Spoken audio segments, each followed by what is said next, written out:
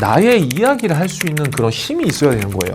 그리고 그게요, 여러분 어렵지 않아야 돼요. 생존 면접 중 대장입니다. 여러분, 취준에서 중요한 요소들은 너무나 많아요. 뭐 2가지 경험 정리 필사하기 너무나 많죠. 그런데 오늘부터 면접 중 대장이 5가지의 굉장히 중요한 생존 필사하기를 여러분들한테 이야기할 거예요. 이 5가지 필사하기 중에요, 하나만이라도 여러분들의 필사하기를 꼭 만들어 보세요. 그러면 합격은 누구나 됩니다. 오늘은 조금은 생소하지만 가장 확실한 방법 하나를 제가 알려줄게요. 이거는 어디에서도 나오지 않은 거고요. 면접 중대장만 거의 얘기하는 거예요. 이 방법으로 최근까지도 우리 생존이들의 결과를 만든 방법이기 때문에 꼭 듣고 여러분들 이렇게 한번 해보세요. 여러분들 취준을 할 때 너무 힘들었어요, 제가.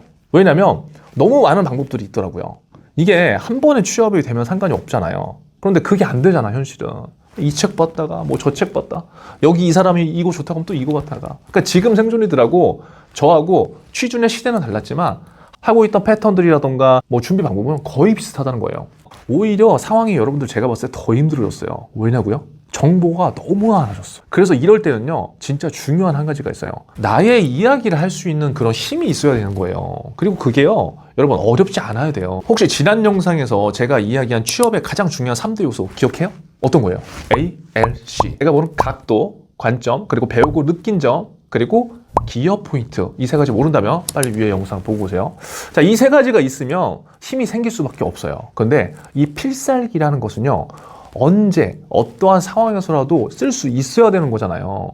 근데 지금 대부분은요, 그냥 필살기를 외우라고만 해요. 진짜 필살기는요, 군더더기가 없이 그냥 간편하게 써야 되거든요. 그래서 딱 이 2가지만 기억을 했으면 좋겠어요. 첫 번째는 Why예요, Why. 그러니까 Why는 그 상황에 대한 설명, 뭐 혹은 재정이라고 생각하는 거죠. 즉 나의 해석이라고 여러분들 생각하면 될 것 같아요. 그 2번째 Me는요, 이거는 약간 상황에 따라 다른데요, 여러분들의 경험을 이야기하는 거예요. 그래서 여러분들이 기억해야 될 건 뭐다?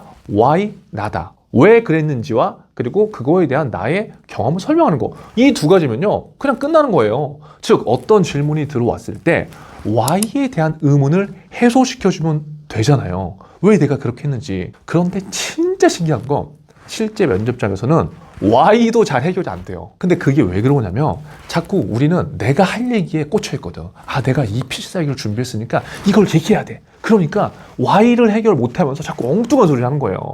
근데 여기에 우리는요, 왜 그렇게 했는지, 그리고 플러스 그러면서 자연스럽게 내가 배우고 느낀 점이 무엇이었는지를 추가로 얘기를 해주는 것들을 연습을 해야 돼요. 예를 들어볼까요? 최근에 성취감을 느낀 적이 언제예요? 이런 질문이 들어온다면 여러분 어떻게 대답할 거예요? 한번 스페이스바 누르고 지금 한번 대답을 한번 해볼래요? 면접관 입장에서는 어떤 사람의 이야기를 들을까요? 뭐 이런 상황에서 면접관 분들마다 물론 다르겠지만 자신만의 Why가 있는 사람이 궁금해질 거예요. 궁금해져. 그러니까 답변을 그냥 외운 게 아니라 저 친구가 왜 저렇게 이야기를 할까? 그런 식의 답변을 한 친구들한테 궁금증이 생길 거라고요. 왜? 그게 저 사람의 색깔이잖아요. 예를 한번 들어볼게요. A라는 지원자는 이렇게 얘기했어요. 네, 저는 이번에 자격증 시험에서 합격을 했을 때 가장 성취감을 느꼈습니다. 이게 여러분 잘못되나요? 잘못된 건 아니죠. 내가 그냥 자격증 시험을 합격해서 성취감을 느낄 수도 있는 거니까. 그런데 잘 보세요. 그런데 B는요, 한번 이렇게 대답을 했다고 가정을 해볼게요.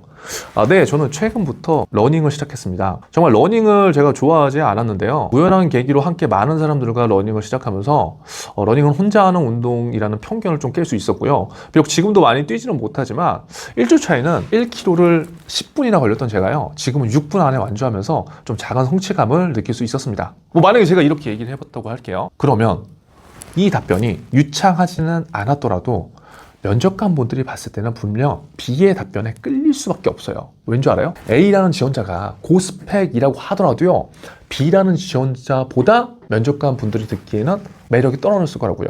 왜?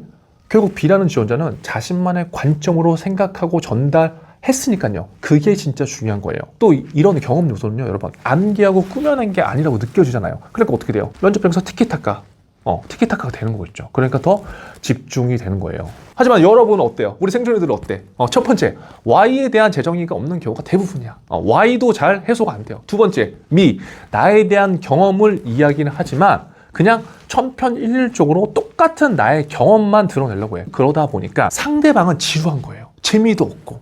그쵸? 그러니까 형식적인 걸 물어볼 수밖에 없는 거고요.